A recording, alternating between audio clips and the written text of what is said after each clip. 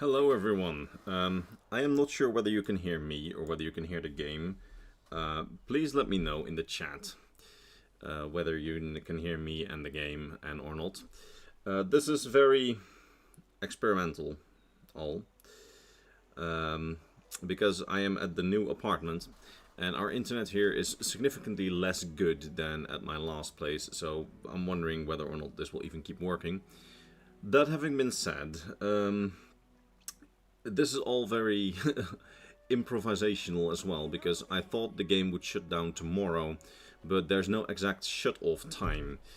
What does that mean? That means that it is very possible that tonight at like 12, so when it turns to the 30th of June, that is when the game will be shut down, because the game is shut down on 30th of June. That means that today, originally I wanted to do a emergency live stream tomorrow, like a live stream tomorrow, but unfortunately I have to do it today, so that's why we're working with very rudimentary stream interface and that kind of thing, meaning no stream interface. We don't have, how should I say, a chat on the screen. We have nothing, but what we do have is the game. For at least a few more hours. It might be possible that it's here tomorrow as well, but I didn't want to take the chance and I wanted to go through it at least one more time before it shut down. Also, I cannot see your chat on my computer screen because for some reason it's auto-translated and I don't understand why. So I have my phone open with the chat on it. So I am a little bit behind on chat, I think, but I'll try to be fine. Anyway, Sky Spy asks if I got a heat stroke. Well, nearly. It's still about 37 degrees Celsius here in my stream room / recording room, and I had to shut down the fan for like the recording, and it's still very hot. But do not worry, I have water. Yeah, there I have water, and I plan to keep hydrated, so that's probably going to be fine. Also, Matunda says there's a Blades group that's working on an emulator to play it privately on hosted servers. That would be amazing if it works. Like, honestly, this game is not amazing. I'll get to that in a minute, because on this stream, normally I would answer lore questions, but right now I just want to give you some like information about the game, play some of the game, and shut it off within like 1.5 hours. I think that's about the time that I'm willing to play. But even then, it is just really shit that a part of Elder Scrolls history is disappearing, and this is a part of Elder Scrolls history. And I have a small like preservation server here at home, which is, I mean, it's just a NAS, where I like try to preserve some Elder Scrolls stuff, and it's just sad that I don't have the technical know-how as to how to keep this game running. So I'm really glad to hear that like at least someone is trying to make sure that that happens. Yeah, I saw a lot of people saying that they wanted to try it, but they got delisted.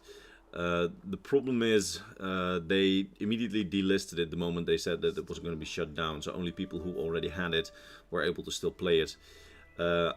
Like, my plan was to spend today and tomorrow to record almost the entire game. So every level, like, I recorded the entire main game for my YouTube members and Patreon subscribers as like a let's play. Like a main story, but I didn't do any of the side quests. But I tried to do as many of the side quests as I could, but today, after I think about 7 hours of recording this game, yes, that's how long it's been, I unfortunately hit a bit of a level cap. Let me show you on the quest map. I was busy recording the River Snake questline, but this quest seems to either be bugged or I don't have a prerequisite quest. But after that, there's a level cap of level 31, and I'm level 24 on this character. Like, I have a character which is like completely max level, and I completely 100%ed this game at some point in my life, but not now. I was also busy doing the arena questline, which is also pretty good, but I also hit a level cap there, and I just... The last day that it's online, I just don't want to keep grinding anymore. If it's still online tomorrow, I might try to at least get to level 29 to finish the arena questline, and to at least get a little bit further with the River Snake / Green Cap Bandits questline. But if it's not online tomorrow, and there's a good chance that it won't be, well, at least I did what I could. Last thing that I recorded for the Let's Play thing was the Wizard's Tower levels, which are actually the most annoying yet most creative levels in the game. As in, I had a ton of, let's say, fun with these levels. They are some of the most interesting puzzle levels in the game. I recorded all of them, but like both of them, and like all of their nooks and crannies. But they're also like some of the most annoying puzzles in the game. Yet they're like an example of how the devs really thought like behind the box, like outside the box, as to how they could use the mechanics of this game to make puzzles, which is really cool. What I wanted to do on stream now was basically see, okay, I was busy with the Goblin questline at some point, and I figured we could play some levels and maybe do the Goblin questline as far as the game will let me go. I think there's like 3 more levels that this Goblin questline is, and I think that we can do them on stream. Let me look at the chat real quick. Play this game in 2020. Yeah, actually, Matundus, you are correct. There was like concept art for there to be Dwemer dungeons, but it's very clear that this game eventually it didn't meet performance targets, and they just shut down development of new content. And I think that's a really big missed opportunity. Like, yeah, the game isn't perfect. The game is actually very grindy. And also controls, as you can see right now, are not the most intuitive. There we go. Let us go to the Goblin level. Basically, this questline, which I was in now, was about the Goblin Scourge. Like there are goblins around the town which are gathering and wreaking havoc.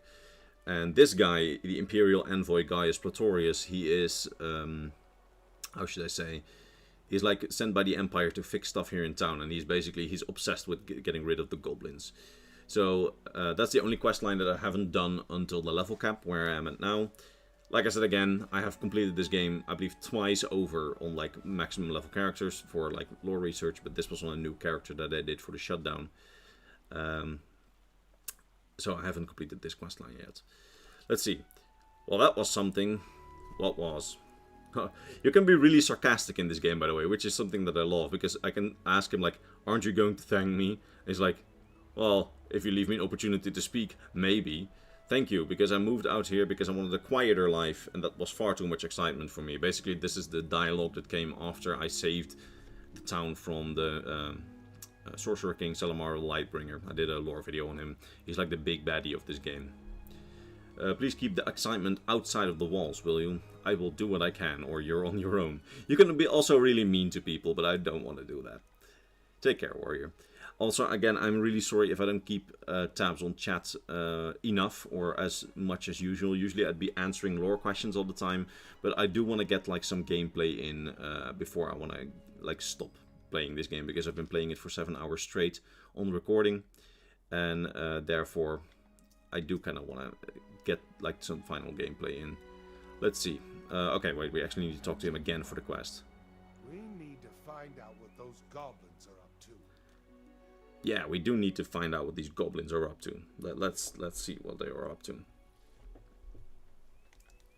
Wonderful.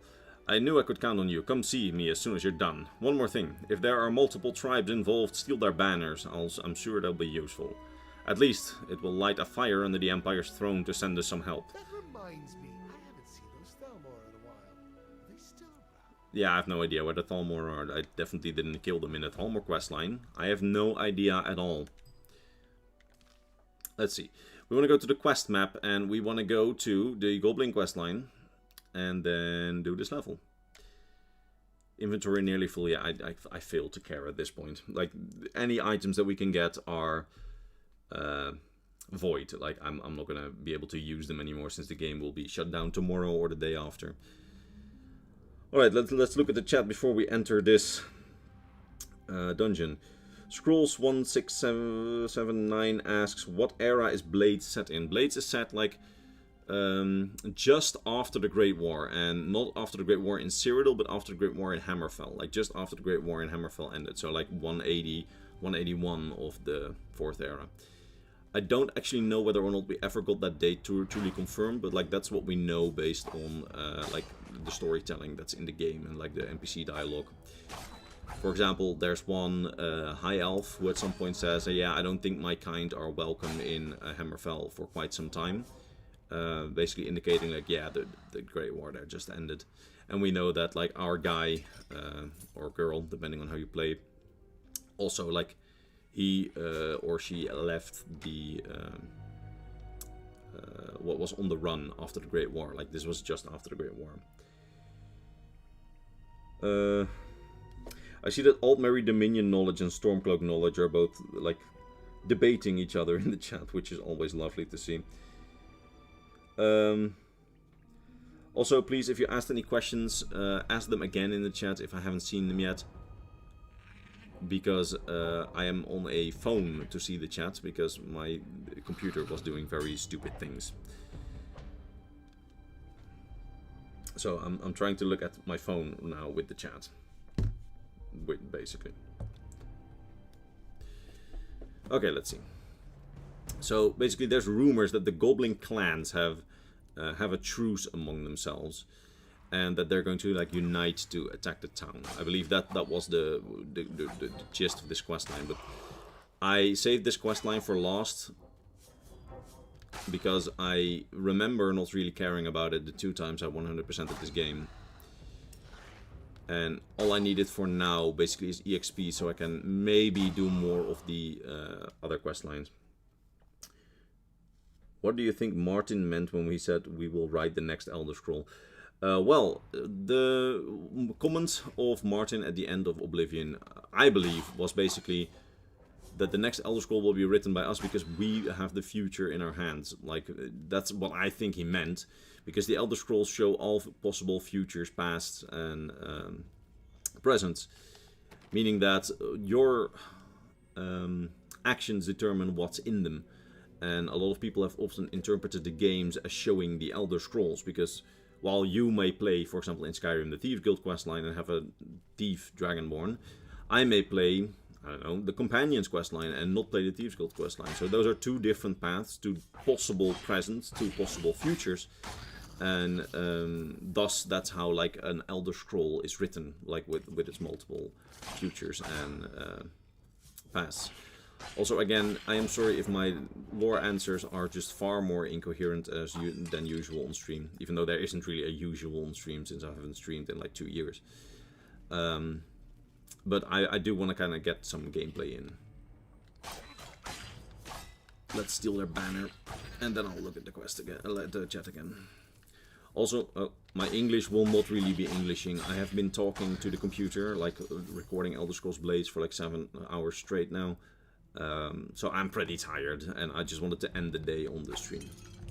Let's see here. Since Castles has tonal dragons, couldn't it be possible that the Dwemer specters are not real Dwemer ghosts, but also tonal creations? That's what Altmerry Dominion knowledge asks. That's probably possible, but I have to be honest that tonal magic is absolutely not my expertise in terms of Elder Scrolls lore. Like, I'm very interested in stuff like history, in how Tamriel evolved over its history, world building, creature lore, but I am just not really an expert on like the metaphysical and on magic. That's, I mean, it's pretty crazy that like you can literally have like expertises in the lore of a non-existent universe, but that's just not my expertise. So when you tell me that, I'm like, yeah, that sounds really interesting, but I have to be honest that I just don't know. So I don't want to really tell lies on stream, if that makes sense. Ceiling Fandom asks, is there a way to preserve this game just for the meme? Well, I'm trying to do some recording of the game at least, like to preserve some of it. But I understand from someone earlier in chat that there are some people who are trying to make private servers for it. Which would mean that the game would remain functional. But that really depends on like the talent and the time of people in the community, because I don't really doubt that there's enough talent to preserve this game in the community. But those kind of things cost time. And like the reason that I'm able to make my videos is because I at least like make enough of YouTube to take like 1 day of work. But especially people who do fan projects, they're generally not compensated. So if this is like a really complicated, sorry, English isn't Englishing, assignment to like get private servers for this game running, then I mean it really depends on who has time in the community. I think. Let's see. I really hope to find in Elder Scrolls 6 some elements and mention to the events that happens in the Elder Scrolls Online will be further good world building for the game, says Crazy Diamond 411. Well, I don't really doubt that we will find elements of the Elder Scrolls Online in the Elder Scrolls 6, because Elder Scrolls Blades, which I am playing right now, which will not exist for much longer, but still is made like in-house by Bethesda Game Studios and is also written by their writers. This game acknowledges several pieces of Elder Scrolls Online lore. Like, for example, a really good example is that in one of the item descriptions of this game, which is where a lot of the lore in this game is at, it acknowledges the Orcish dominance over the Isle of Bethany, so when it was Betnik in the Second Era. And there's several more like small references in the game. Meaning that, yeah, Bethesda Game Studios sees it as canon. Also in Oblivion Remastered, in the Origins, which is basically the replacement for the male-female, because in original Oblivion you used to have like a male-female split, where females, I believe, had different stats to male players.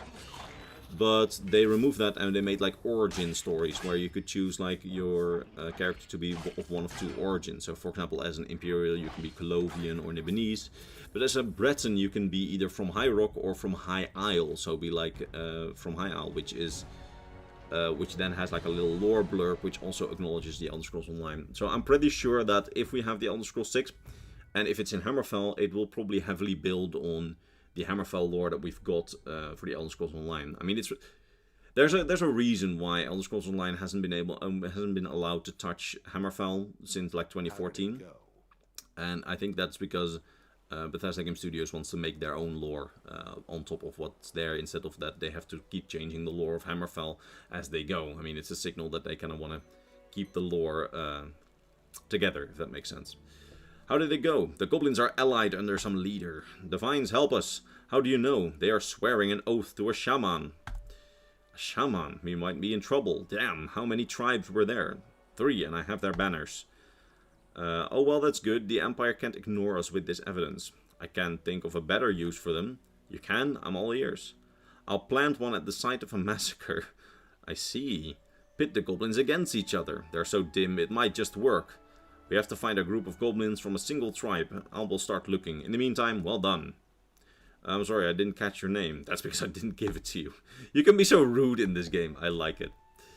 Let's see. In the chat. Good to hear. Are you worried about Elder Scrolls 6? Did you play Tamriel Rebuild? I haven't played Tamriel Rebuild yet. Mostly because I can't get OpenMW to function, like at all. But it's one of the biggest I want to play them of my time. Good to hear that. Are you worried about Elder Scrolls 6? A little bit, but not too much.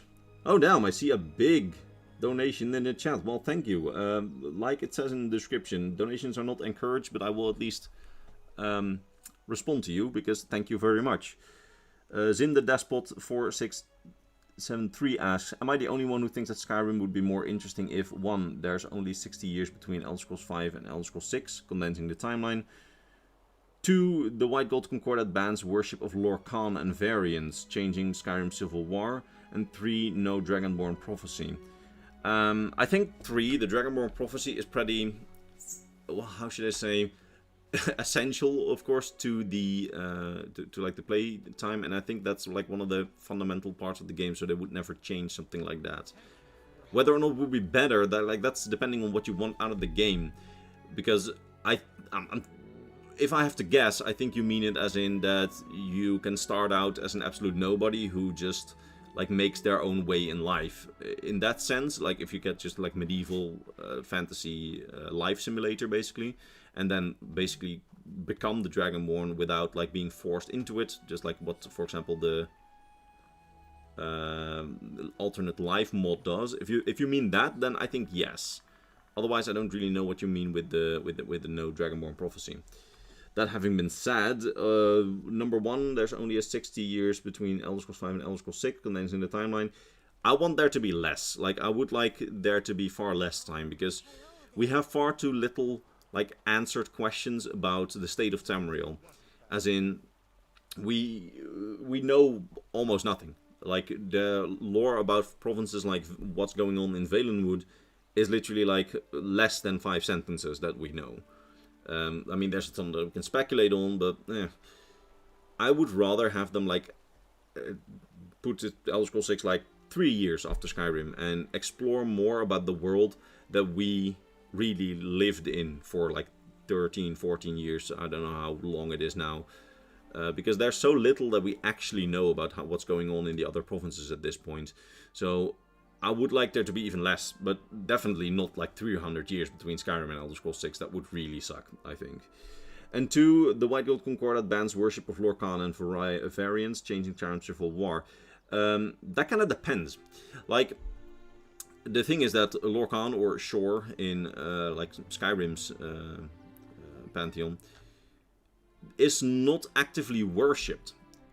I mean, essentially, like I said earlier on the stream, like what I'm about to say now is just what I understand. It's not necessarily true because I'm not an expert on like the metaphysical lore of this universe.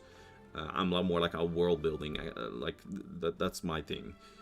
But from what I understand, is basically that Talos took the mantled Lorcan's place in the pantheon, or Shore's place. That's how I understood it, but feel free to correct me in the chat if I'm wrong, because that's just my understanding based on what I learned like 3 years ago when I did do like a bit of a read into this. Meaning that basically the reason that they're trying to ban Talos is partly because the Altmer remember the massacre that Tiber Septim did on the Somerset Isles with the Medium, but also partly simply because he is the mantle of Lorcan. That's how I understood it, but please, please, please, please, please don't take that as like stated fact, because this is just like what I barely remember from like 3 years ago. Because again, the metaphysical part of the Elder Scrolls lore is not really my expertise, nor is it my inherent interest. Like, I really enjoy learning about this world and about what went on in prehistoric times, for example. Like, that has been my obsession for the last couple of months. That's why I did the video pretty recently. But the metaphysical part has never really been my expertise, and it's also been like not really in my top of things that I enjoy studying about the Elder Scrolls world. Like, I really enjoy learning about different creatures, for example. That's why we have so many creature videos.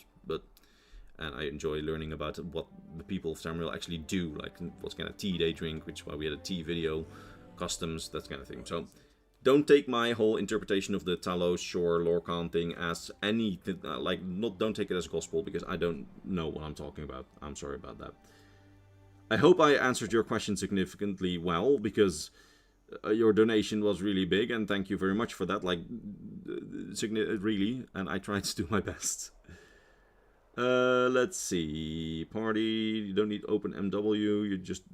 Can you use base Morrowind for Tamriel Rebuild? Damn.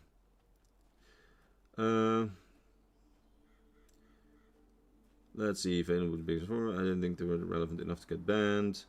My finger hurts now from the heart emojis. Well, thank you very much. That sounded sarcastic, but it wasn't. I'm just trying to read everything.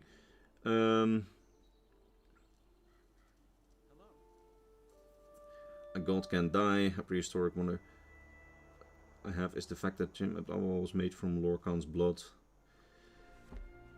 Yeah, I don't know about that either. Almeri Dominion knowledge, I'm sorry. That having been said, that last question from SkySpy7 I can answer. Is this better or Shadowkey? I think this. At least in terms of how playable it is. No, it depends. If you play Shadowkey on an emulator with some good maps next to you, Shadowkey can be a really enjoyable experience. Meanwhile, for this you will still have to grind. But both are imperfect to play on like original hardware. I think if this game ever gets like fan servers where monsters scale to your level instead of like you always having to grind to get to the next level, this game will be more enjoyable. Meanwhile, if Shadowkey ever gets ported to something that like has normal render distance, I think Shadowkey will be more enjoyable, if that answers your question. Right now I think they're mostly equal, but I think I enjoyed this one a little bit more, since this one has a bit more relevant lore than Shadowkey has nowadays. Like the Shadowkey lore, the lore that there is not really relevant to the series anymore, I think. Might still be, but might still become it again, but... Yeah. Ah, just the ruthless killer I wanted to see. No, hello. Again, I absolutely love the sarcastic dialogue options in this game. Yes, yes, hello. I've located a camp of goblins with white war paint. They seem to be gathering food. Could be a good time for our plan. Kill them all, then plant this opposing tribe's banner. They're not too bright, so they should blame each other. Oh, and you'd better make sure it looks like the work of goblins. Try not to use any magic or large weapons. Okay, sounds like a plan. Wonderful. Come back as soon as it's done. Well, fortunately, since the Elder Scrolls Blade shut down, everyone got hella gems, and all the things in the store became 1 gem, as we can see in a minute. Look at that. This legendary chest used to be like 30-40 euros by itself. That's not worth it to get, but at least that's what I remember. But now it's 1, so I just went full on pay to win, and I just grinded legendary chests until I got like a full matching set of armor. So we have pay to win kind of thing. So anything this game throws at us, we can probably beat. Start. Yeah, inventory is nearly full. I don't care. I'm not able to use all these items anymore anyway, so who cares? Let's see. If they were real, which Daedra would you make a deal with? I go Sanguine or Hircine. That's a difficult question. I think Hircine would be honest with you, so maybe Hircine.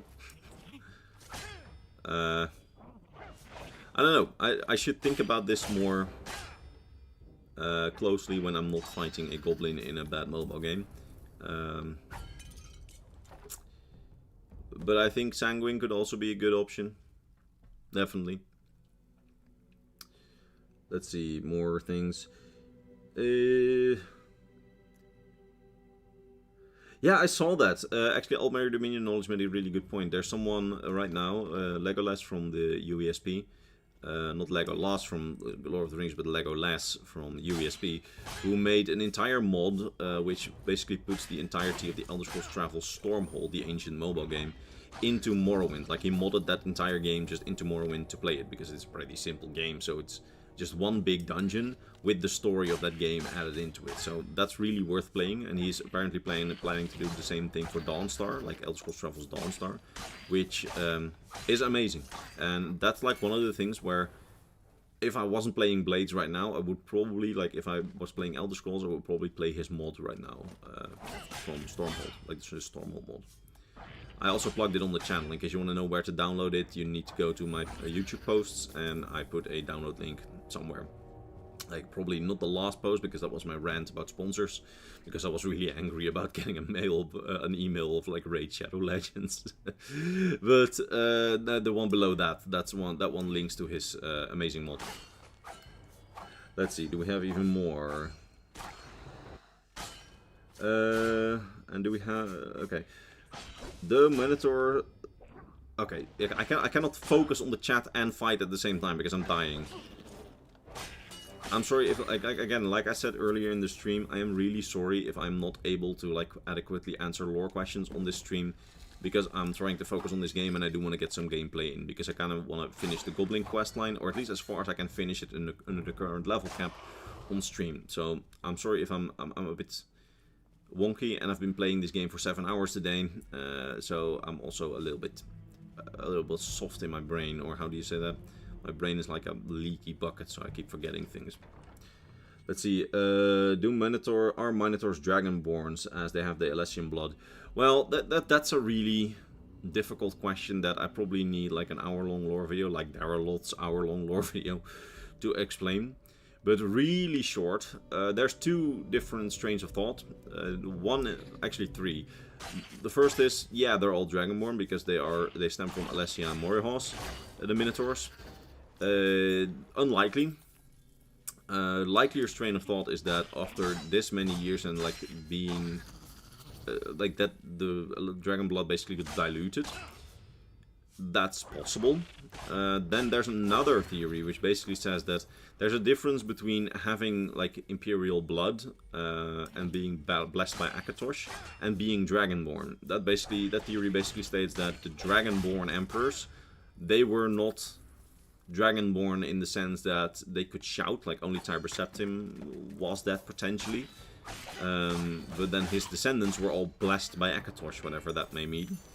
And it's possible that the Minotaurs are that or are not that, depending on how the blood and the blessing of Akatosh works. That could mean that Minotaurs can all wear the Amulet of Kings. It could also mean that, if that's true, that just not every Septim, for example, would have been blessed with the Dragonborn blessing by Akatosh. So would not be blessed by Akatosh. Meaning that if not all the Septims are, the chances of the Minotaurs having that thousands, like 6,000 years or so after Alessia, even more, is infinitesimally small. But it's an interesting thing to think about. And there's like a couple of theories online, none of which I am particularly behind. I just think that, like, if I have to choose one, I probably think that the dragon blood got too diluted over like 6,000 years, because you'd have to be a pretty what's it called, straight descendant. But on the other hand, we know that in the Septim dynasty, at some point we just straight up got like Tiber Septim's brother or something on the throne, or like the child of Tiber Septim's brother, I don't remember, or like a nephew of Tiber Septim. Meaning that you don't even have to be a direct descendant, meaning that you don't need to have the dragon blood, you just need to have the blessing of Akatosh, and the Minotaurs probably don't have that, but I don't know. To be fair, like that's one of the things that we just don't know. Let's see. Doesn't help that they're redefined what Dragonborn was in Skyrim. Yeah, exactly. Okay, you're still alive, that's a good sign, so it's done. Oh good, that will get them pointing their scabby little fingers at each other. Now we should see less of them, at least for a while. Take care, warrior. Well, thank you. Are we up against a level cap, or can we still continue with this quest line?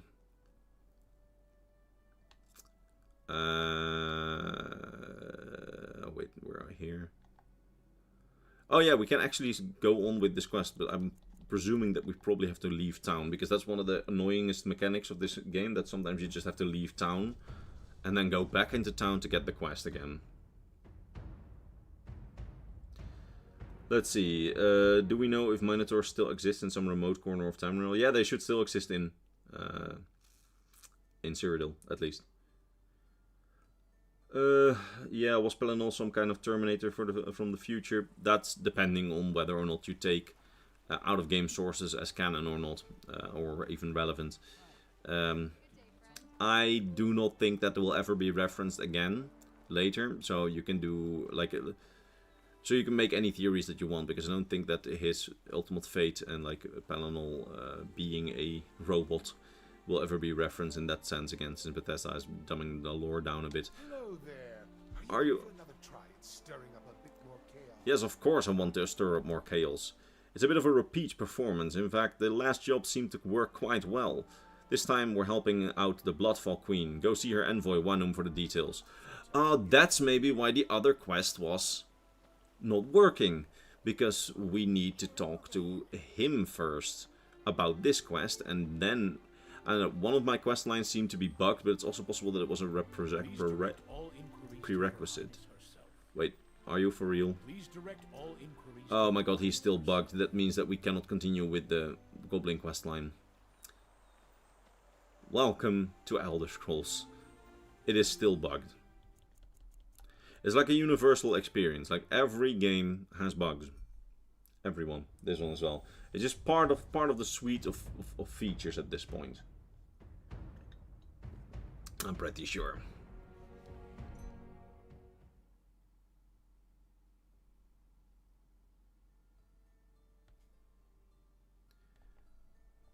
Okay, so he has a quest icon above him right now, but I think that he's still just bugged. Because, just to give you a little bit of an explanation, this guy's Wanum. He's like the Queen's envoy in town.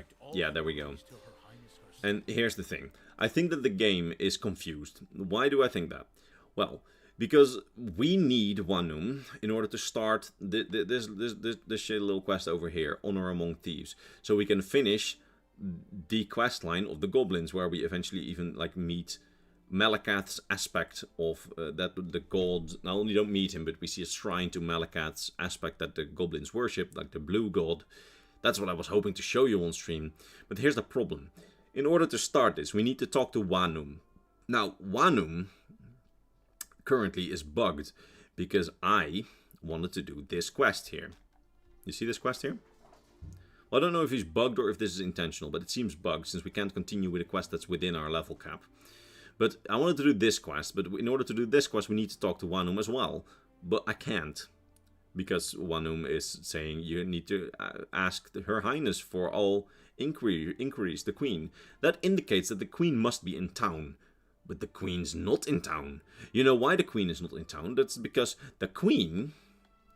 Wait. We are supposed to go and fight the Queen in the arena questline. And that's probably why she's not in town. But look at that. We need to be level 29 to continue. So what does that mean? That means that currently we are locked out of both the Goblin questline, which is in our level cap, out of the River Snake / Bandit questline, which is out of our level cap. Because we need to do an arena fight questline, which is not within our level cap. And I highly doubt that I will be able to grind to level 29, or that I have the mental energy to grind to level 29, before this game shuts down. So instead what we're going to do is we're going to say, okay, let's go see the details. Mr. Mulbark hasn't heard from his sister Murzog in a while. He wants me to check on her and make sure that she's okay. So instead we're going to do this quest, because we can't even continue with any of the quests that I wanted to do. Great. Absolutely great. Okay. Yes. Mulzog or whatever his name was. Let's Morbark. Sorry, Morbark. Hello, Mor. Deal goes undead. Maybe I can get you to deal with my rat problem. Okay. Okay, you want me to... I still haven't heard from my sister. Would you consider helping? I will. Don't tarry. If anything happened to my sister, I never hear the end of it. I mean... Okay. What do you do for a living? I'm a simple peasant, okay? You get a lot of people passing through. Not very much so. We're off the beaten path. Okay. Okay. Let's do this quest then, because we are shut out of 3 quest lines because of the level cap, even though it's only for 1 quest, but I believe that it's because of that 1 quest that the rest is bugged. Yeah, I know it's a dangerous quest, but we have pay to win X, so we will be fine. Okay, let's see. Waiting for Toll to release a patch for it. He takes it down. Yeah, something like that, but I will not keep playing until it's shut down. I will keep playing until I am mentally no longer able to, which we are getting very close to, because I've been playing this game for 7 hours now. 8 hours now, because we've been 40 minutes on stream now. Looks 100,000 times better than I thought it would. Yeah, I'm running it on a Switch 2. The Switch version of Blades is not the best version. I think the best version that you can get is probably running on like an iPhone 12. But modern day iOS, so modern day iPhone operating system, is no longer even able to run this game. Oh my god, I hate Spriggan so much. And I need to actually concentrate, because now I'm just getting stunned all the time.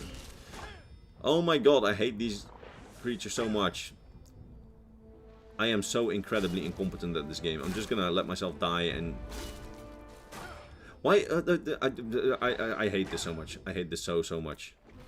Also, if you ever are in the position, like, if you're ever a YouTube member and you're going to, like, watch the series that I did of the Elder Scrolls Blades, both Series 1, which is, like, the main quest line, and then the series that I recorded today, which is, like, whatever I could play. Oh my god, the armor is broken as well. If you're ever watching that, you'll notice that a through line throughout all of it, and I'm going to have to repair my gear first, because otherwise this will be even more unplayable, is that I keep hating this game because I don't know how to play it. Like, I know how to play it, I just don't want to anymore. I am so stupid. Like, the consistent blocks, like, they block and then you get stunned, and you might think, well, just don't hit them when they're blocking. The problem is that I'm just too addicted to pressing the buttons. I'm too addicted to pressing the buttons, and then I get stunned, and then I lose combat. It is what it is. Yes. What can I do for you? I require use of your smithy. Repair my stuff, please. Okay, so what I was saying is the best looking version of this game is definitely on what's it called, on like an iPhone 12, I believe, which is where it still natively ran pretty well. and where like maxed out graphics. But the Switch was definitely like the place to play it if you wanted to play it with a controller, because like that's controller, like that's a console that actually used the controller for it. And that's what I'm using right now, because it's also easier to record on. And I'm using a Switch 2 because the Switch itself really struggled with blades for some reason. Like, it was really unoptimized by Bethesda. So basically, the raw horsepower of the Switch 2 makes sure that I can just play this at a steady 30 FPS instead of like a barely 27 FPS that the Switch usually did. I mean, it ran fine in most levels, but like especially in a fully developed town, it did not run fine. It did not run fine. I remember having like frame stutters in my town. Look, that's what I mean. I just keep getting blocked. Look, she's blocking now. And now I have to hit her. But instead, I do not have patience because I'm too addicted to pressing the buttons. And then my health gets drained so quickly that I just get like... I should be dodging more, but I'm just not doing that because I am really stupid. Okay, let's see in the chat. Elder Scrolls Online shows at least one time traveler. Yeah, that's true. We actually have a time traveler in the Elder Scrolls Online, which is really interesting. And there's actually more kind of stuff of that. Like, there's one quest, I believe, where someone can see in the future and they can see, like, Red Mountain erupt in the 4th era, which is actually really cool. That's, I remember, was one of my favorite quests back in the day. I guess you did not pay enough to win. No, you see... There's the thing, and I promised you a review of the Elder Scrolls Blades in this video, so I'm going to ignore a lot of the comments that I see right now, because I am really sorry. Because again, I'm trying to play this game. And yeah, we are going to have to pay to win in a bit, because we cannot defeat these brigands, because I am stupid. Like, you can probably do it. If you played this game, you were probably able to do it. But as you can see, I am just dangerously incompetent. But yeah, the review of this game. Basically what I did is, I had a plan before the announcement of this game being shut down came. This game got announced to be shut down, I think, 2-3 months ago. But like 5 months ago, I decided, okay, what I'm going to do is I'm going to go on the Nintendo eShop. I'm going to spend like $60 in terms of like in-game credits for this game. Because I was like, that's the price I'm willing to pay for a normal game. And then I'm going to play through the main quest for it, for like on video, just to like preserve it, and then release it like as a gameplay, like a full let's play for YouTube members and that kind of thing. But then, what I discovered was far more painful, because when you actually want to play this game, and you're not like daily grinding it, which is what I used to do when I like completed the game like twice on like phone. What I discovered was, you can pay as much as you want, but you will not get good gear, and you cannot pay for leveling up. And there's stingy level caps, and there's huge difficulty spikes, meaning that even if you pay like $1,000, this game will get easier to play, and it will get less grindy.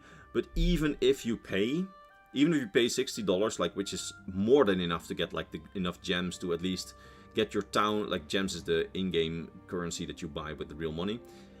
Even with that money, you were not able, like, you were able to put your town to a level where you could at least play all of the story levels, because there's a town level requirement for that. But you could still not more easily level up. Like, there's nothing such as in Elder Scrolls Online where you have like XP scrolls which you can earn like through like regular play and also buy, where you get like XP boosts. No. This game is just like, it's grind in order to get to a level where you're allowed to play the next mission.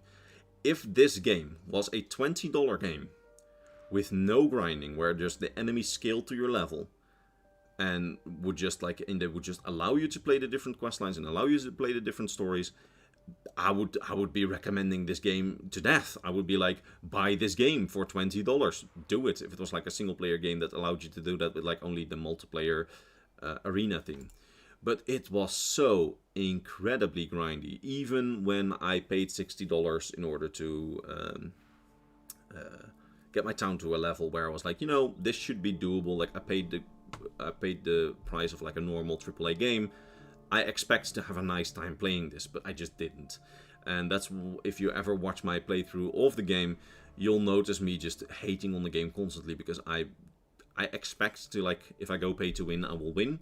But it's only pay to win to a degree. Like, even if you pay to win, you're still expected to do far more grinding than in any other Elder Scrolls game. Like, yeah. Again, I always repeat myself too much. But if this game was $20, and if this game was just like a single player game where the enemies scaled to your level and you could just like get normal loot from normal dungeons instead of having to grind chests all the time, I would be recommending this game to death, because it would be such a fun little game. Yeah, it's not that deep, but it's actually, the stories in it are fun. They're not super deep, but they're fun, especially for a mobile game. The gameplay is solid. I mean, especially on mobile. Like on controller, it's a bit finicky, but it works. But on mobile, it's pretty fun, I think. But they just killed this game with the amount of microtransactions. Again, if they made this $20 single player, all enemies scaled to your level, you can play every quest line, it would have been worth it. Maybe $10.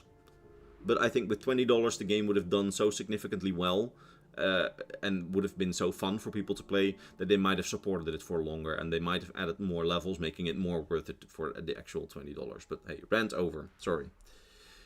Okay, let's see. Don't go that way. Danger looms over there. What happened? It attacked in the night, as hulking and foul as one can imagine. We tried to scare it off with fire, but it all went wrong. Scare what off? It was a troll, but much bigger than normal. The guards tried to scare it off with torches, but the beast tossed them around and threw them into the buildings. The guards' torches set the building on fire, and nobody could put it out. I'm looking for Murzog. Oh, she's gone, and the priestess Odette. The troll just knocked them out and dragged them off to its lair. Okay, so we're going to find the troll. Let's read some comments.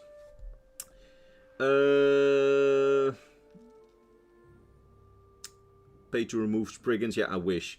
They see Red Mountain erupting, but on the Bardal. Yeah, oh. Let's see. I'm going to miss this game. I always enjoyed it. Yeah, I enjoyed it to a degree, like I said. What's the lore implications of Elder Scrolls Blades biblical greed? Well, to be fair here, the game was far more grindy at launch. Like, they made it far less grindy. The problem is, the reputation of the game was already destroyed. They should have just made this game a little bit grindy, or not grindy at all if you pay them €20 or $20. If they did that, they could have salvaged the game's reputation, they could have made some money, but they didn't. Oh well. Elder Scrolls 6 makes you buy 5,000 gems and just place you with Skyrim's card. Yeah, probably. Astlotk asks, is there any difficulty settings? No. No. There's more like a super hard, super grindy difficulty setting if you refuse to pay anything. And it becomes like less grindy, but still very grindy if you pay money. Great Wisp. I've never had that before. Wisps in this game, by the way, are my arch enemy. You might think it's Spriggans because of what just happened. But in this game, like Wisps, they have a ton of health. And you can only hit them for like very small intervals. There we go. And you want to try to hit them with combos, but there we go. But they are just notoriously annoying. Oh god, another one. Let's see, do we have any more comments? Honestly, a fair review. Yeah, fair and reasonable. No, again, I really enjoyed this game in its day. As in, when I just played once a day on my phone and just had some time to grind, because I was like what did I have to do back then? I had to study a bit, but like not work a lot. Back in like 2019 when it came out. But now, when I just look at the immense time investment and the immense amount of grinding that you need to even like complete this game, I just don't understand how they ever thought it was a good idea to release it in this state. And I feel like they could have salvaged its reputation by going, okay, sorry guys, we see that this was far too grindy, we see that this was far too microtransaction-y. How about this? We give you the option to either grind for the stuff that you want and play it for free, which they can make annoying, but then if you pay us like €20, we take away all the grinding and you have like a normal game. That would have like been peak, and they would have been able to salvage the reputation to a degree. I'm sure that there's still people who would not very much like the game, because of course they wouldn't, because the game is not that good. But I think there is a lot of fun to be had in this game. It's just, it comes at the price of far too much grinding, and if you put money into it, at far too much money. Because if you just compare, there were sometimes town decorations on this store, which when you calculated it to like real world dollars, what you had to pay for the gems, you could literally buy Skyrim, Oblivion and Morrowind on sale together for like 3 times or something. I calculated back then for the price of that one town decoration. I was like, have they lost their minds? Who is going to pay for this? And then I still gave them like 60 euros less than a year later, just to like, in hopes of playing this game without too much grinding. And then I still had to grind, because deep down it's just the kind of person that I am. I give Todd money and then I get disappointed by him taking my money. It is what it is. But again, I do not want in all this negativity to get lost that I did have significant fun with this game. And that I think the game could have done well if handled differently. And that the stories are fun. And that this could have been like a fun mobile side game to Skyrim. Could have, would have, should have. But that is what it is. Let's see. At Imperial Knowledge, were there any lore revelations in the game? Asked Bobby Turtle. There were some, yeah, definitely.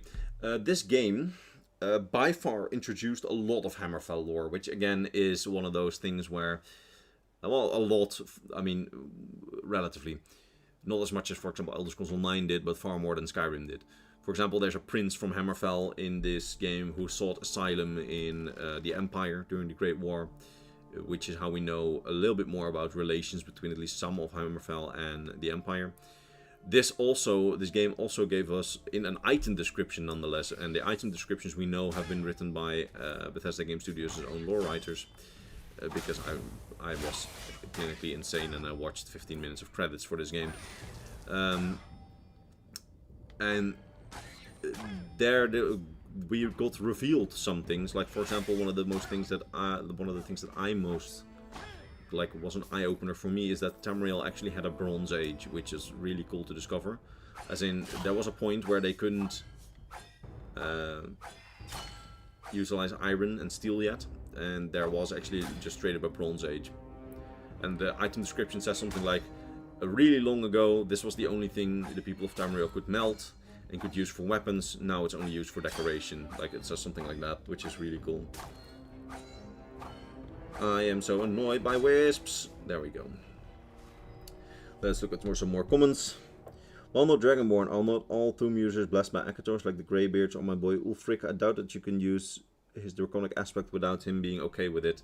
No, it does seem that everyone can learn Tomb as long as you are like dedicated enough to studying it. So I wouldn't necessarily say that unless I've understood the lore behind the dragon language completely wrong. Ask the Blitzdrake, by the way. In the last 15 years, we only saw Oblivion remastered and not made by them. Where are the stories like Battlespire, Adventures, and Redguard? Oh god, let's see who asked that. Crazy Diamond 411. I railed against this to a friend recently, where I was like, you cannot tell me that there's no one who wants to, for example, make a Tomb Raider style game, or like Uncharted or Tomb Raider style game, but Elder Scrolls, like exploring like ancient ruins of the aliens or whatever, and just have like be like an explorer, or that there's no strategy game studio who doesn't want to like make an official Elder Scrolls strategy game, unlike Elder Kings or Elder Scrolls Total War, which are fan projects, which are amazing fan projects, just say. But like, there's so much potential there. There's even the potential for books. I mean, think about a universe like Warhammer 30k. I'm not a fan of that, but I have a good friend who is a big fan of that, and he gets new like lore books, like novels every once in a while. It's beyond me. It's beyond me. This IP is so, like, for an IP that has such a deep universe and that has such a dedicated community, I think it's so underused. And that's a bit of a shame, honestly. I mean, not just a bit of a shame, it is a shame. I would love to see them like more diverse projects with the Elder Scrolls. And I wish we had it. But we don't. Oh well. But at least I think Elder Scrolls 6 should be here relatively soon. At least sooner than I think. Like, part of me it like exists out of hopium, and other part of me just doesn't. So that's my multiple personalities together. Let's see. I was looking at the chat and also looking at the wrong screen. Why did I open this chest? We don't need it.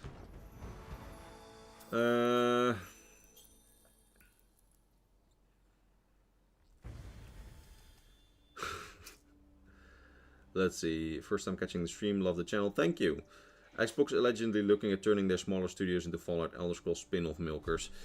Mills. Well, I don't think they will do that. I don't think they will turn all their small studios into Fallout Elder Scrolls type studios. But I would very much understand if Xbox would be like, okay, we bought these IPs, we haven't seen a new game except for Oblivion Remastered. What's going on there? So be like, okay, we own the IP now, so we will just give the IP to other studios. There's a chance of that, because it seems like so far, like guys like Pete Hines and Todd Howard, they have been very reluctant to like give the IP to others, which I really understand, and I'm partially thankful for, because that means that we don't get like really weird spin-offs. But then we did still get something like the Elder Scrolls Castles, so I don't know. I mean, Castles, from what I heard, is not even that bad, but I don't like those kind of games. I have played it though, a bit, and I looked through basically all of the documentation of item description and that kind of thing, just to see if there's any interesting lore. I believe there's some interesting lore in Castles on Dragon Eggs, which is actually done by Bethesda's own writer, so that's pretty cool. But other than that, it wasn't really my thing. Can't wait for Fallout karting, yeah. After Starfield, I don't have much hope for Elder Scrolls 6 to be good. I think I explained it a while back why Starfield especially did give me hope. And that's basically because it was very clear what in Starfield worked and what in Starfield did not work. Starfield had some amazing little places and little quests to discover. Like, Starfield, oh my god, Starfield had some good moments. It also had a lot of bad moments, or at least not bad moments, moments that didn't resonate with me, because like the game at its core was pretty well engineered, and like there was a vision for it. It's just not something that resonated with me, let's just be clear, because I do have like 2 friends who are really big Starfield fans, so I know that they exist. That having been said, I did really enjoy some of the small places and small quests in Starfield, and I enjoyed some of the attention to detail that I saw in Starfield. Like, for example, there's a quest on the moon of Saturn, I believe, Titan, or it's Jupiter, one of the two, but I believe it's Titan. Oh, that's part of a moon of Saturn. You can land there, and you can go to like one of the first human colonies in space, and there's like a guy there, or who's like, I hate all the tourists coming here. You know what? Why don't you dress up in a scary alien costume and you scare them off? And then you have to scare tourists off in an alien costume. That's like a one-off quest. That's like a one-off moment. And then you get that costume and it's like, that's it. That's done. Like, that's a costume that's only relevant for that quest. But then there's this other quest, a completely different side of the galaxy in Starfield, where there's this moment where a ship from Earth that has like, oh right, the super duper troll that we were actually supposed to go fight. But then there's this ship who are like, they came from Earth, and they came from Earth a different way than all the others, because they traveled at like sub-light speed or something like that, or at light speed, but they traveled a lot slower than all of the others. So I'm just gonna finish my thought before finishing this fight. And they don't know what they're going to encounter, and they don't even know, because they have radios that can't communicate with the rest of the universe, that that humanity, while they were in space, colonized the galaxy. And they don't know who they are going to encounter when you board their ship. They think you might be an alien, because they don't know humanity is out there. Now, if you just go in there with your own little outfit, they're gonna be like, hey, you're a human, what? But if you dress up in that really specific alien costume from that one really specific side quest somewhere else in the galaxy, you can literally get like another reaction like, what's going on here? You're an alien. Oh wait, you're not an alien. Why did you dress up like that? Do you want to scare us? And that little attention to detail really gave me hope, together with some of the small fun side quests. That having been said, I think that Starfield was also really good that Bethesda learned what we don't want, because there's definitely some rumors from behind the scenes that they changed some things for Elder Scrolls 6 because they heard that some things didn't resonate with people. So I have more hope than most, I think. Let's see. There's Starfield's horrific chemistry. I don't remember the chemistry. When Elder Scrolls 6 comes. Okay, sorry, but I do kind of need to continue this stream because I see that I'm going to continue Elder Scrolls Blades because that's what we're here for, at least I am. And I'm going to answer questions when I'm done with this quest. There we go. Also, it's getting really, really hot up here because I had to shut down my ventilator fan, in order to do this stream. So I'm not sure how much longer I will be doing it because I'm you don't want to know too much information, but I'm sweating a lot. How did you find me? Your brother sent me. Couldn't that idiot come here himself? I've been surviving here for mushrooms and dirty water for days. He's always too busy for his sister. Think he could handle a troll? He shouldn't be worried about a troll killing him. He should be worried about me. Sorry, that's between the idiot brother and me. Thank you for saving me. How did you get past the beast? Well, that's called pay-to-win axe and pay-to-win scrolls. Thanks to the vines, you are not completely worthless, unlike my brother. How did you survive the troll? It was a death. I'd be dead if it wasn't for her. She sacrificed herself so I could run. I'm a fool, though. I ran straight into a dead end and got trapped. Luckily, the troll never found me. Give this letter to my idiot brother. Thanks again for saving me. There's a lot of burials to take care of now. Well, at least we, got rid of that troll for them. Okay, complete. Let's see if there's something else that we can do before I'm gonna call it quits.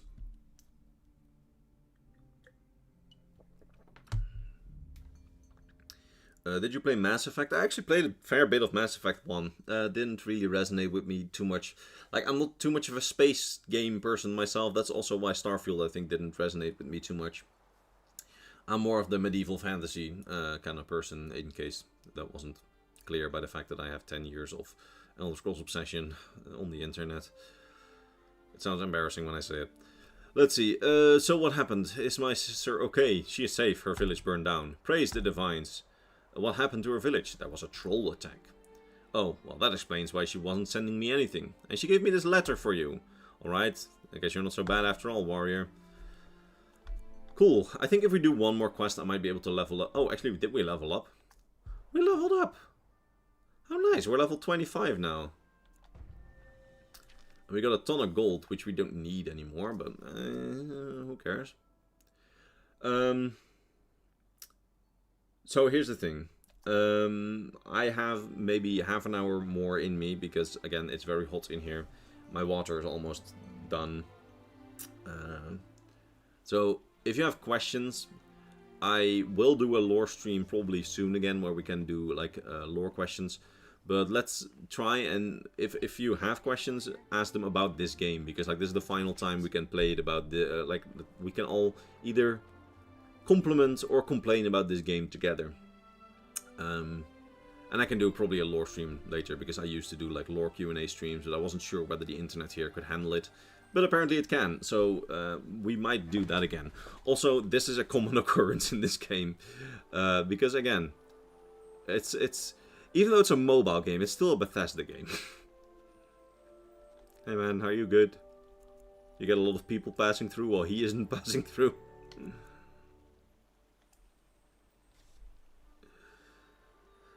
Someone said, I'm gonna be for real, I didn't realize Blades wasn't the card game. Yeah, the card game was Elder Scrolls Legends, and this is Elder Scrolls Blades. Of the two, Elder Scrolls Legends was like genuinely pretty solid as a card game. Legends, I think, just suffers from the fact that the market is just not big enough for like multiple big online card games, and I think that Bethesda set themselves really unrealistic expectations of what that game could do. They thought Hearthstone was popular, and they were like, well, you know, let's make that but Elder Scrolls. I'm really glad for it that they did, because the artwork is amazing. And it was a solid game, like far less grindy than this. But who's this? That is the part I grow uneasy. Who is this? Why does he want to go? I think that game was far less grindy. I think it was better. I think this one was just more of a passion project for Bethesda Game Studios themselves. They were like, we want to do an Elder Scrolls dungeon crawler on mobile. But I think that then the parent company, which at the time wanted to maximize profit so that they could be sold, like to Microsoft, for example, I think that they put far too big demands on like monetization on this game. Because I cannot, in my right mind, imagine that the people at Bethesda Game Studios wanted this game to have the aggressive monetization that it did at launch. Like, again, this game is genuinely pretty solid. If it was, I said this earlier on stream, and you're going to be done with me saying this by now, but if this game was just like $20 by itself, just like without any grindy, without any microtransactions, just play the stories, $20, here you go. I think this game would have gotten pretty good reviews, like 7 to 8 out of 10. Like, yeah, there's definitely some problems with it, but it's pretty good for what it is.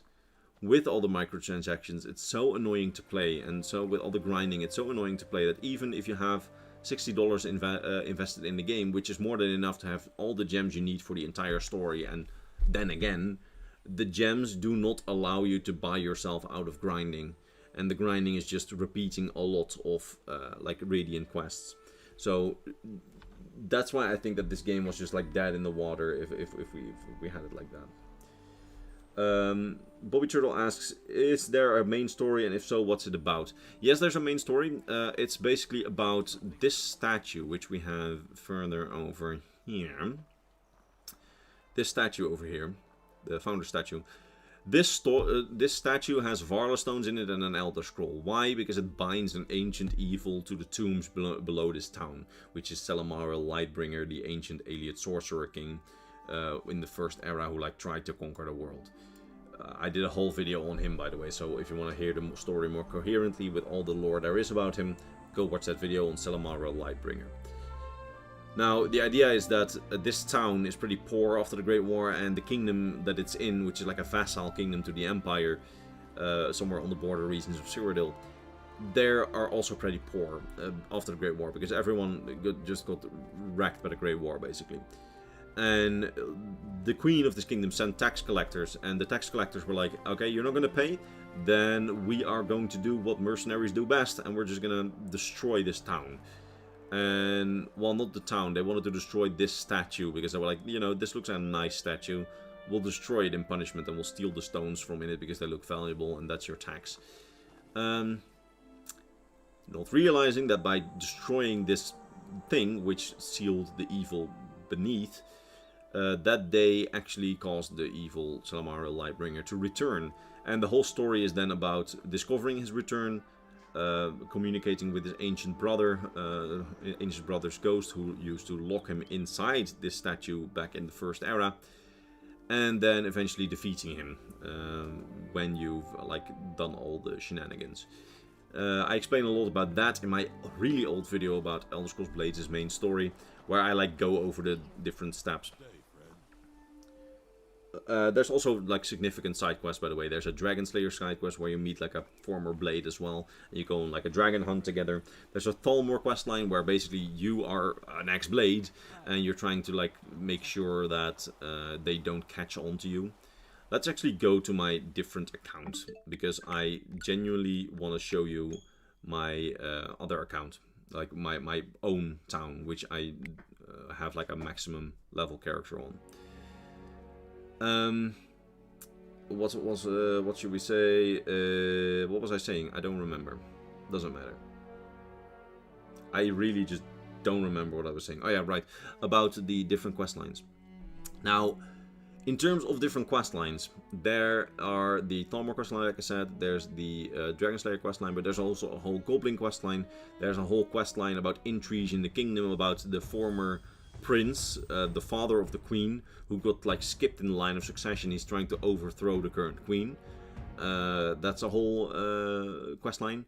There's small quests here and there which you can do, which are also pretty interesting. And let's see, what other quest lines do we have again? Of course. Thank you, Todd, for crashing my game. So yeah, there's plenty of like story in this game, and I think that there's more than enough content to warrant like a one-time $20 purchase. I mean, in a world where they kept supporting this game and we had like multiple quest lines now, I think even like $30 or something like that. Theodore Gorlash really LSU Gorath? Yeah, probably. Legends is being kept alive by fans, by the way. Look up the Elder Scrolls Legends Reborn project. Yes. Very good. Do you think Blades is complementary to the series, or was it mainly a cash grab? Like I said earlier, and I think that the Elder Scrolls Blades really suffered from the fact that ZeniMax wanted to be sold. They probably wanted ZeniMax, like ZeniMax, the parent company of Bethesda at the time, and current still parent company, but now owned by Microsoft. I think that they wanted Bethesda to make as much money as possible so that they could be sold, and therefore forced as much microtransactions in this game as possible. But you can definitely see how the people who made this game at Bethesda Game Studios, they definitely like wanted to give us a fun game, because behind the bones of this game are a fun, if slightly not great but good game. That's just ruined by the amount of microtransactions that was in there and the amount of grinding that you're required to do. With small tweaks, with like the removal of microtransactions and small tweaks to the leveling system, and maybe even just remove the leveling system mostly. Well, not remove the leveling system, but like make enemies actually skill to your level instead of like locking you out of certain missions by level gating and then having leveling be really grindy. If you remove all that, I think the bones of this game are fun. And there's some serious like writers, like Kurt Coleman, for example, actually wrote parts of this game and also wrote some of the item descriptions, from what I understand. There's serious lore in this game, and they actually made this as a complementary part to the series. But I think it really got ruined by the culture that ZeniMax was in at the time of wanting to get more money out of their games, and thus they were really aggressive in microtransactions. And when they toned that down after initial backlash, the reputation of the game was already ruined. And even then, what they did tone down was still really grindy. So, yes and no. I think the game was meant to be complementary, but I also think that the game was a cash grab because it had to be, if that makes sense. Because I don't think that at the time, the culture at the company at the time, this game would have allowed to do just well when it was like at a one-time $10 to $20 purchase. I think that this game was required to sell, like to keep pulling people in with microtransactions. At least that's what I think, but this is all like speculation by me, of course. Other than Tamriel Rebuild, what's the most interesting Morrowind mod to you? I'm gonna be really casual here and say that the one that really makes it like far more fluid and modern combat. Again, I can't get OpenMW to work. Yes, I know there's 7-minute tutorials on it. No, they don't work for some reason on my computer. I don't know why. But when I see combat of that, I'm like, oh, I want that as well.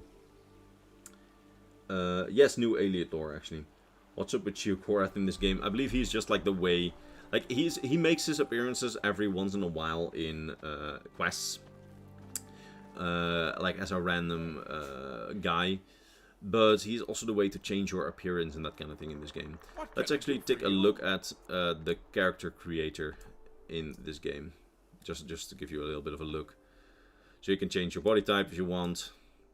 Oh god, my character is now... Oh, we can still go back. Not that my character was particularly good, but it's the one that I played as for the first time. So I can still... Okay. You can, of course, change your race.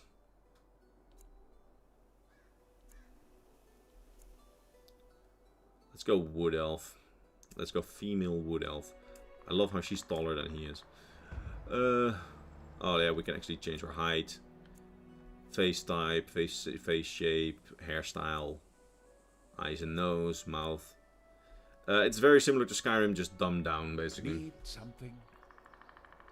This game will not be missed. Yeah. Yeah, it depends. I will always miss what this game could have been.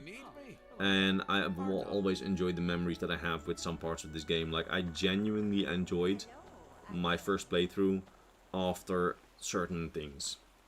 And let me explain the certain things while you have an outlook on my village. So, what happened with this game the first time that I played it was this.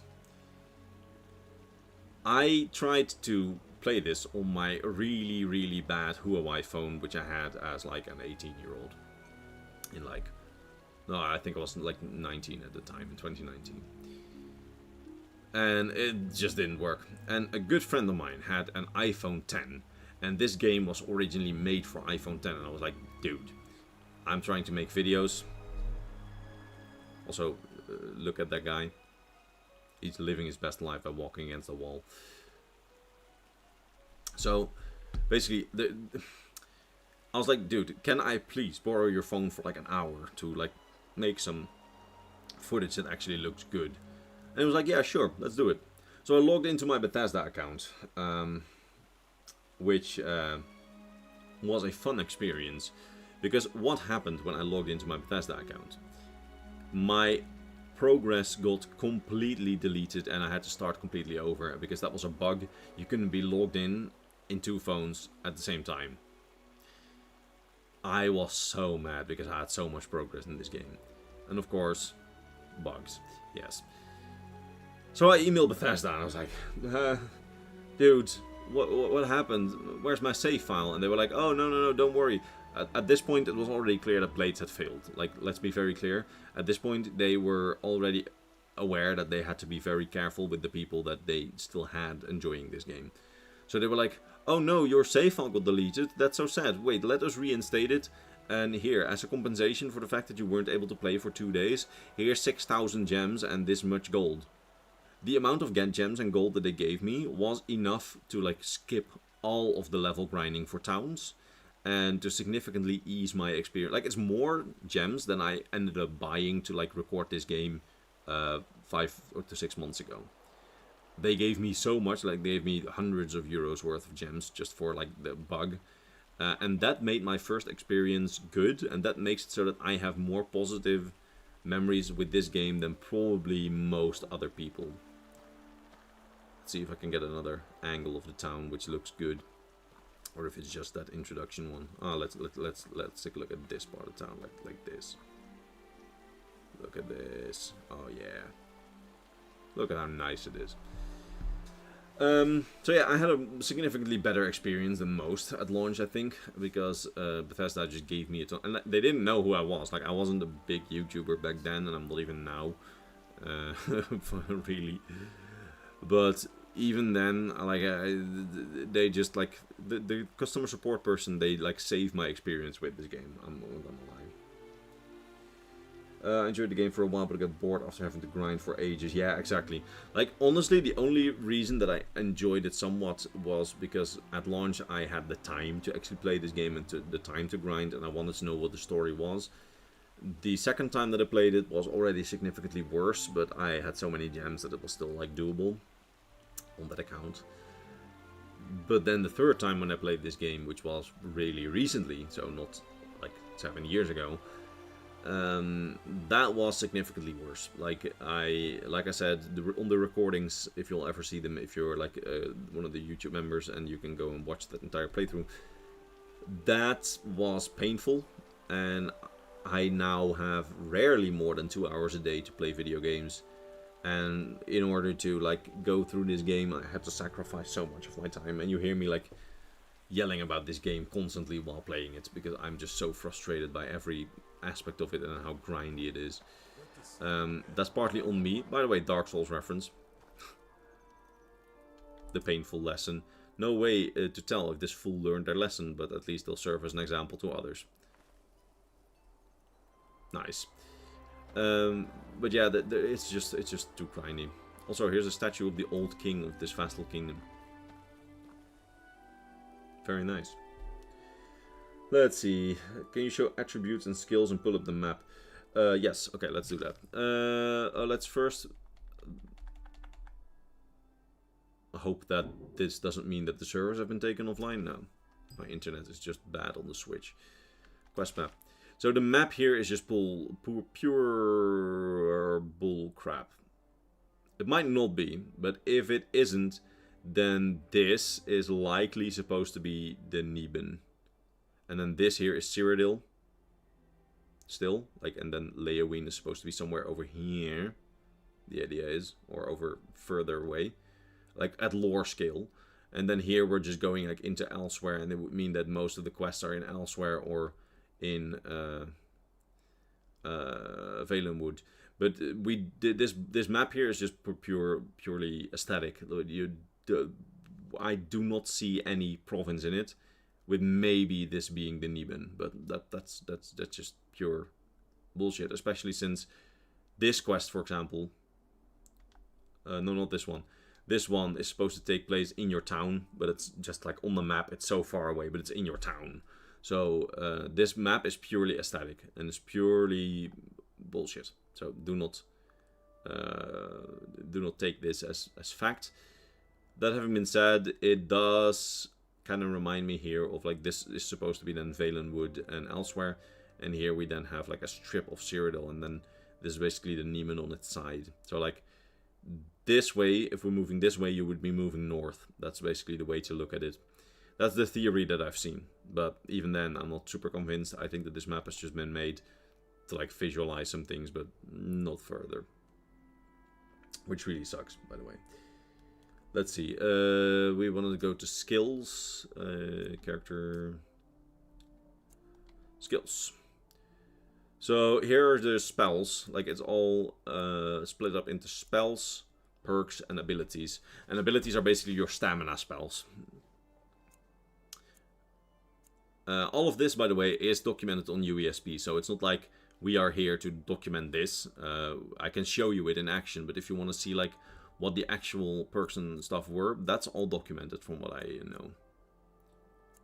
And otherwise it will be, because I know that some people are data mining this game. Actually, I heard that at the very beginning of the stream, someone commented that someone's trying to get like private servers online, so who knows what will happen. Let's see, abilities. I do like the simplicity of this skill tree, but I think it's a bit too simple. Like, what I do like about it is that you sometimes have to like unlock 2 different things in order to get this one thing. But yeah. And you wanted to see attributes. Let's see, then we have to go back to Gorlash, to Shugorath, to see the different attributes of the races. Change my looks. Yes, I'm sure I'm ready. So Imperial is bonus 5% health restored from healing effects, plus 5% damage with longswords, war, axes, and maces. Khajiit is 5% armor rating plus 10% poison damage. Nord is 15% frost resistance and 5% damage with great swords, battle axes, and warhammers. Orcs is 5% armor rating and plus 5% damage with abilities. So abilities is the stamina spells, basically. The Red Guards is 15% poison resistance and 5% stamina regeneration. Wood Elf is 15% poison resistance and 5% damage with abilities. Argonian is plus 5% health regeneration and plus 5% damage with daggers, hand axes, and light hammers. Breton is 10% spell resistance plus 5% damage with longswords, war axes, and maces. Dark Elf is 15% fire resistance plus 5% damage with spells. And High Elf is 15% shock resistance and plus 5% magic regeneration. You will have noticed, by the way, that there's no bows in this game. Not at all, because they didn't do ranged. The only ranged things that we have are some spells. Like, for example, if we go to the skills tab, you will see Fireball, for example, which is a spell consuming Inferno, Lightning Bolt. Like, that's the only ranged things that you have. Why? Because they can't allow you to snipe, like sneak snipe some things, because that would allow you to not grind, which would not be fun. Also, that's my cynical comment. My realistic comment is basically that the way that this game is put, like the dungeon crawler format, doesn't lend itself very well to sneaking and stealth archery, and like archery in general. But I think that there should have been a way that they could have made it possible. They just chose not to do that. Maybe they plan to like introduce it in later updates, but then the game already flopped so hard that they just decided not to do it.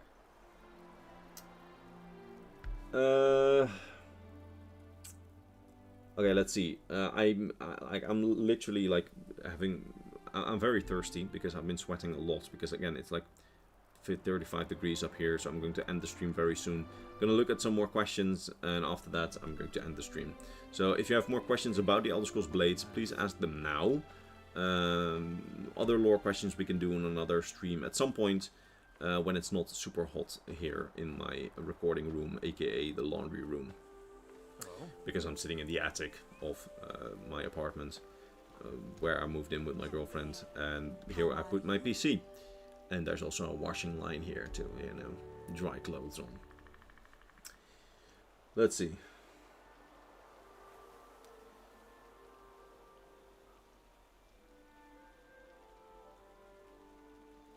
Is the POV different from each race in first person? Not that I'm aware of. How do you mean? No, I don't think so. Because what happens is, wait, if we go into a mission real quick, I think what you're alluding to is, do you see like Khajiit paws holding a weapon? But here's the thing, your hands on the mobile screen are supposed to be the weapon. So all that you see in first person, as you can see here, no, which you can't see now yet, but what you can see soon, if we find that enemy there, is that your weapon is just floating. There is no difference. Like you don't see hands holding the weapon or whatever.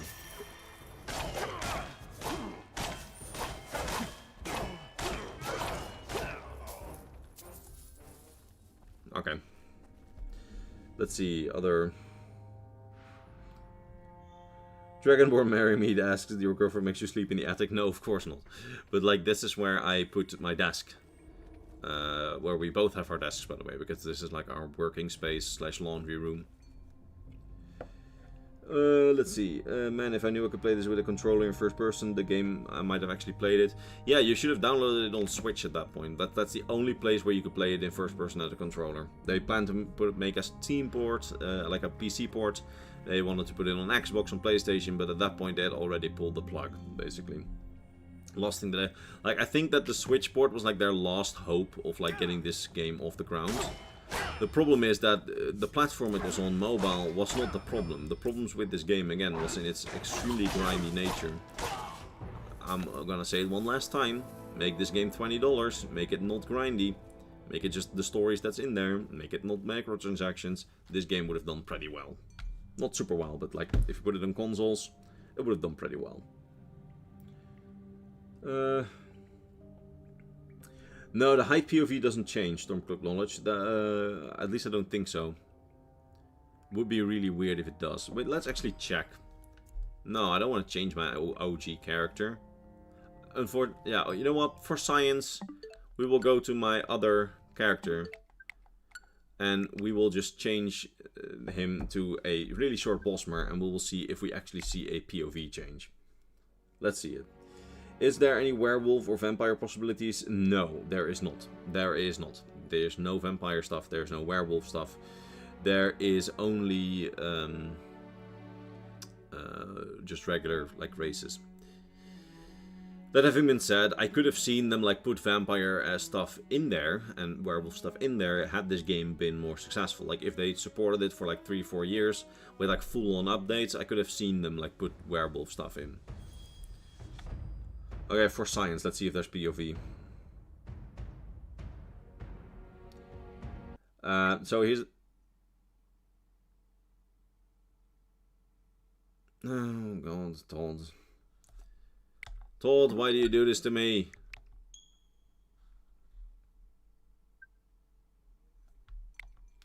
No cutscenes and no kill cutscenes and super duper repetitive animation. If you're smacking around dudes till they fall over. Agreed, Elder Scrolls brain rot.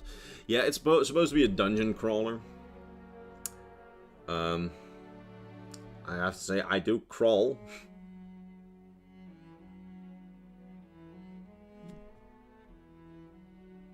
Lorax guy asks if there's a trend on hating on Bethesda. Yeah.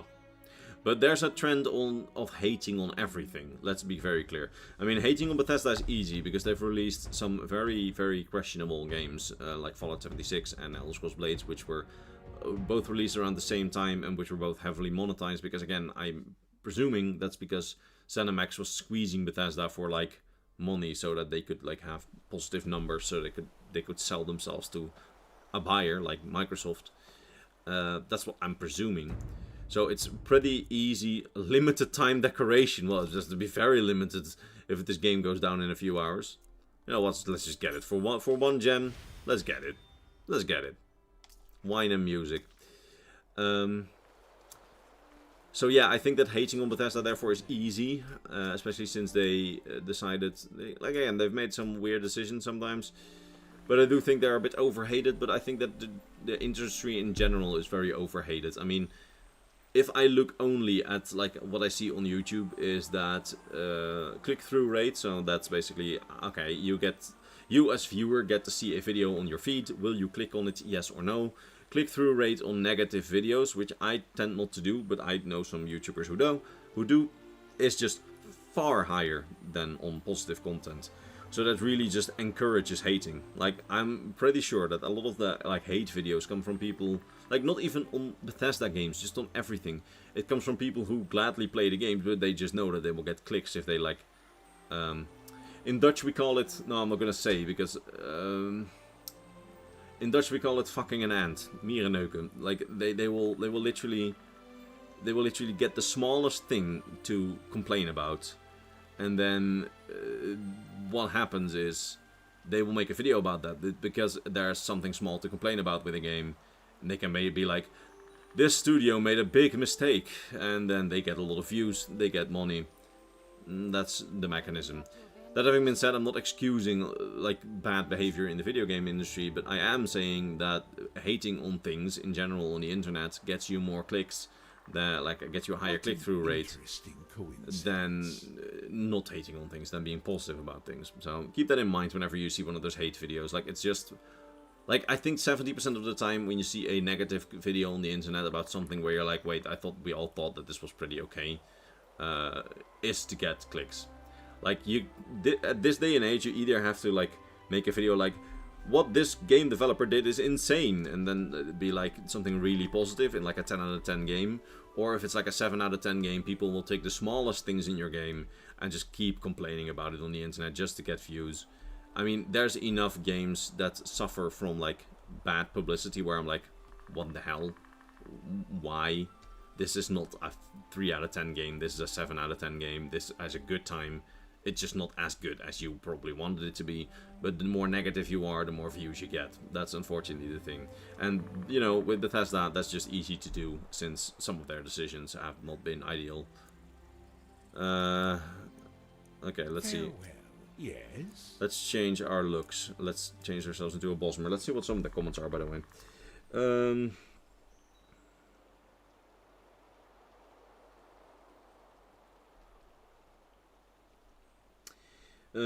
Let's see. Hate's clearly.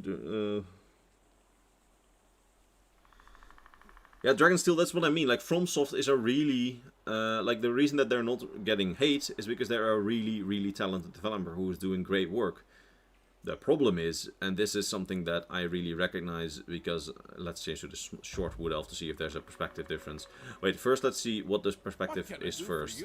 Okay, take a screenshot. The thing is, they deliver really good stuff. But I am a teacher. I teach a class of like 24 kids every hour. There's only 1 or 2 kids out there that consistently get 9 to 10 out of 10s on a test. There's really talented people that you can't hate on. The problem is that there's people working really hard and they get a 7 out of 10. There will be some things wrong about that test. Did they not do a good job because there's some things wrong? But still made a pretty okay product, still made an enjoyable game, but it just didn't have everything that we want. I think that it's just unfair. Like, yeah, a game you might not like it, but hate comments, hate videos just get so many more clicks, and that makes it so that even a 7 out of 10 on the internet gets treated like a 3 out of 10. Like, yeah, FromSoft's not being hated on. Why? Because they're the kid in class who consistently gets 9 to 10 out of 10s. But there's a ton of other kids in class. And yeah, there's some people who didn't study and make a 3 out of 10. They deserve to be... I don't know how much longer this metaphor can last me, but there's some kids who get a 3 out of 10 and I have to give them a stern talking to. But there's also kids who get a 7 out of 10 on a test, and there's game studios who make a game that's like a 7 out of 10. Like, do they purely deserve hate because they chose... I can't think of something from the top of my head, but because they made like 1 or 2 questionable choices in their game, or if they made something about the game too grindy, but the rest of the game is just really good, or just good and just enjoyable.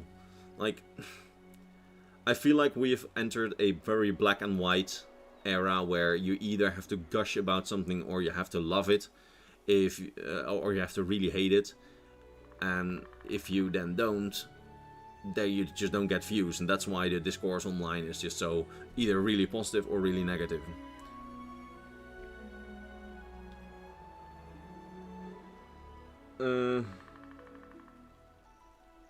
The end. Yeah.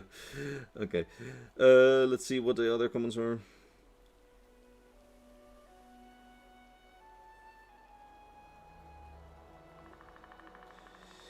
Okay. Let's see. We want to check the height. We wanted to check the height. Wood Elf. He's really short. Let's make his height even shorter.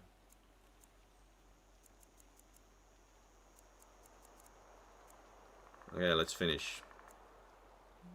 Why can I not go to the menu? Oh wait, I have to... Okay, yeah, okay.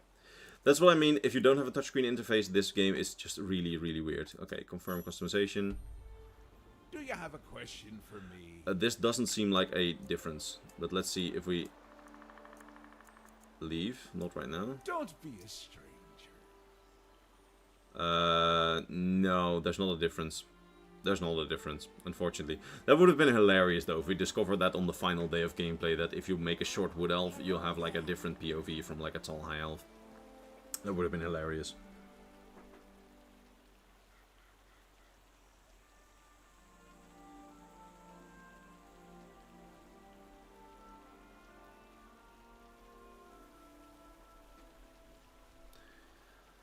Alright, let's see. Anyone has any questions about this game specifically still? Because I really, really want to, like, stop streaming very soon.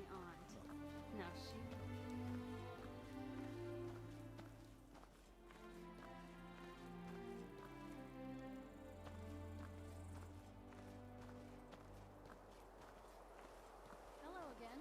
Oh, hello, warrior.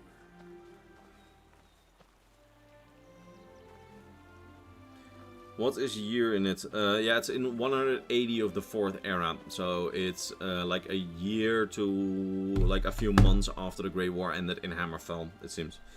Have you done a video on the lore of this game? Yeah, multiple. I did a remaster recently of my video on Cinemarial Lightbringer, which like covers the main story of this game, like at least the backstory to the main story of this game. And back in like 2019, 2020, I made some videos which are arguably of lower quality than my videos nowadays, even though my videos nowadays are still pretty mediocre. But I do cover like almost all the quest lines lore in those videos. Just look for Elder Scrolls Blades main story, quest lines and lore, Elder Scrolls Blades lore revelations, and I also made a video on the River Snake, which is also one of the quest lines in this game. Hello, YouTube.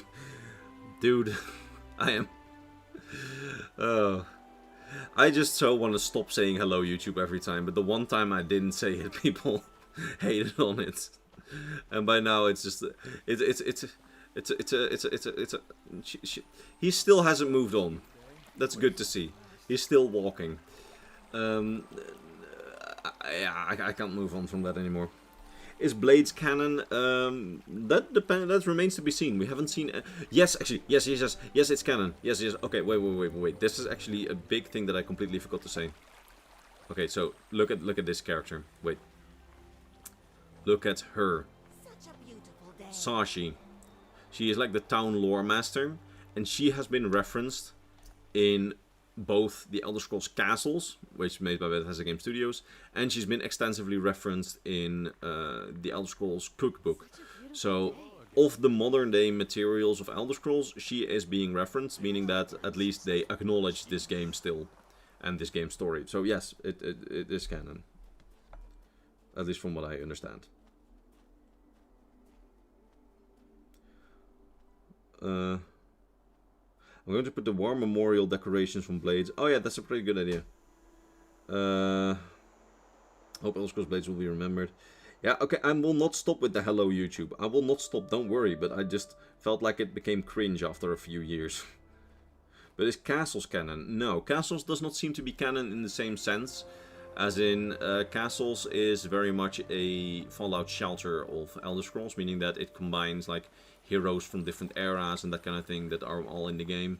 So no, its story, if you can even call it that, because there isn't really a story, isn't canon as such.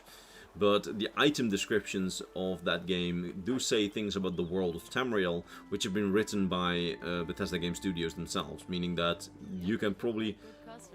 Like, recently I did a video, which I haven't released yet, because I want to release that if we one day get an Elder Scrolls 6 trailer.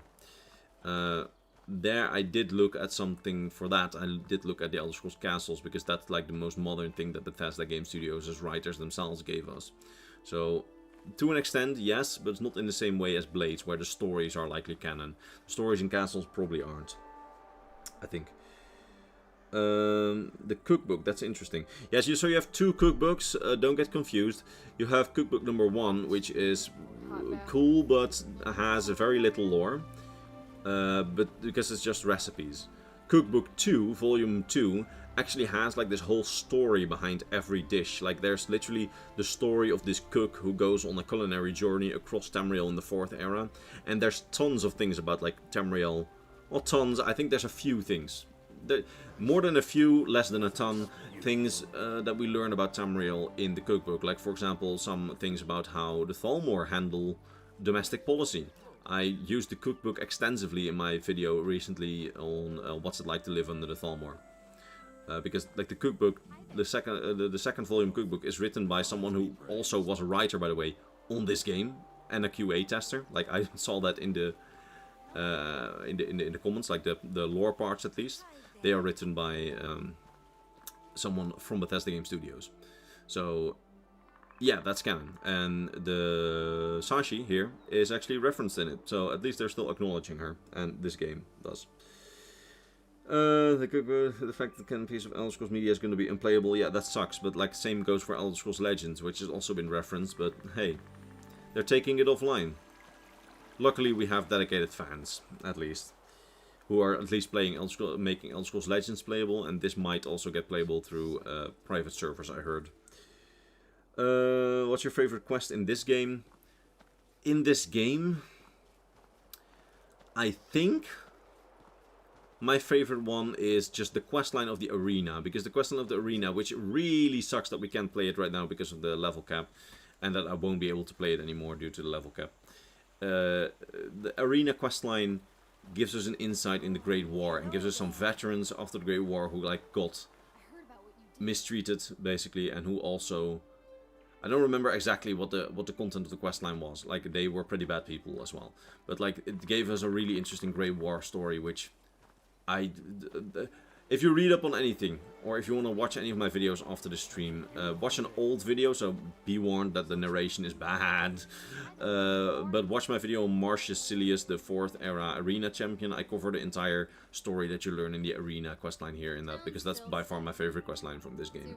Might even do a remaster soonish of that video.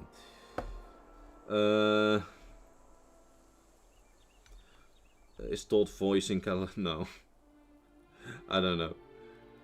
Just finished this game's main quest last night. Had my final meeting with Henrik just before beating the Lich. Actually got me emotional, hit me right in the feels. Don't forget to do, if you still have time, don't forget to do the quest where you actually meet Henrik's son, which is after the main quest.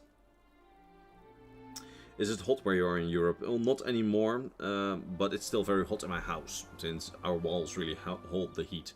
So it's still like 35 right now, 35 degrees Celsius. Anyway, I am going to end this stream, because I have sweated a lot tonight. You don't want to know that, but it's still the case.